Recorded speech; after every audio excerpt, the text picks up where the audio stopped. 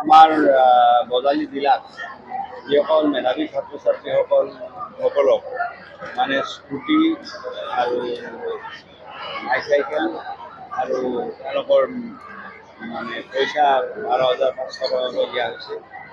গতিকে এই কথাটো অসম চৰকাৰে বহুত বছৰৰ পৰা দি আছে।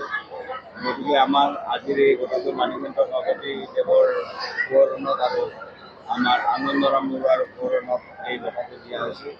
দুইজনো বৰেণ্য ব্যক্তি আছিল আৰু মানিকান্ত কাকতিদেৱে যিখন থেচিছ এই থেচিছখন মানে আছামিজ ফৰ্মেশ্যন এণ্ড ডেভেলপমেণ্ট, এইখন এখন অসমীয়া সাহিত্যৰ এখন আপুৰুগীয়া গ্ৰন্থ আৰু তেখেতে কটন কলেজৰ অধ্যক্ষ হিচাপে ৰিটায়াৰ দিছে।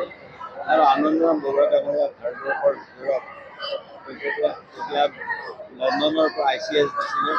গতিকে তেতিয়া IAS ব্যৱস্থাটো আছিল, গতিকে ICS বহুত কঠিন আছিল।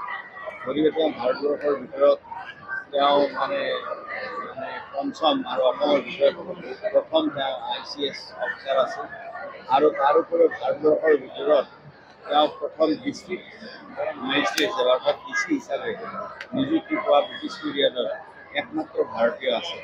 গতিকে তেনেকুৱা ধনী জ্ঞানী ব্যক্তিৰ নামত এই বঁটা প্ৰদান কৰা হৈছে আৰু সেই আজি উদ্দেশ্যে এই অনুষ্ঠানটি ইয়াত আজি আয়োজন কৰা হৈছে। আৰু বজালী জিলাৰ গাৰ্জেন মিনিষ্টাৰ হিচাপে আমাক মুখ্যমন্ত্ৰী মহোদয়ে নিৰ্দেশ দিছে আৰু মুখ্যমন্ত্ৰী মহোদয়ে বৰ্তমান যিখিনি কাম আজি অসমৰ ৰাজ্যখনৰ উন্নয়নৰ কাৰণে কৰি আছে আৰু ইও ৰাজ্যখনক প্ৰগতিৰ দিশত আগবঢ়াই লৈ যোৱাত আজি দ্ৰুতগতিত প্ৰগতিৰ দিশত আগবঢ়াই লৈ যোৱাত সহায় কৰিছে। গতিকে মুখ্যমন্ত্ৰী মহোদয়ৰ এই প্ৰচেষ্টাই তেখেতৰ যিটো সপোন 5খন ভাৰতবৰ্ষৰ ধনী ৰাজ্যৰ ভিতৰত অসম ৰাজ্যখন হ'ব লাগে। আমি ভাবোঁ যে আপোনালোকসকলৰ সহযোগত, ৰাইজৰ সহযোগত, আপোনালোকৰ প্ৰেছৰ সকলোৰে সহযোগত, আমি সকলোৰে সহযোগত মুখ্যমন্ত্ৰী মহোদয়াৰ এই সপোন নিশ্চয় বাস্তৱায়িত হ'ব আৰু ৰাজ্যখন এখন প্ৰগতিশীল ৰাজ্য হিচাপে প্ৰতিষ্ঠা। বজালীৰ স্যাৰ অভিভাৱক মন্ত্ৰী হিচাপে বজালীৰ এতিয়া সীমা সম্পৰ্কীয় সমস্যা বহু আছে। এইবিলাক আজি নকওঁ, এইবিলাক কথা পিছত পাতিম। আমাৰ কাৰণটো মই অকলে কোৱা কথা নহয়। আমি ইয়াত এখন কেবিনেট চাব কমিটি আছে।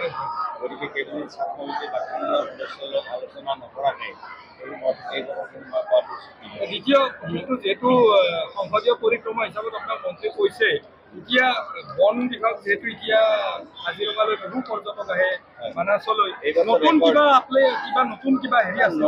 নতুন পৰিকল্পনাটো বন বিভাগত বহুত আছে।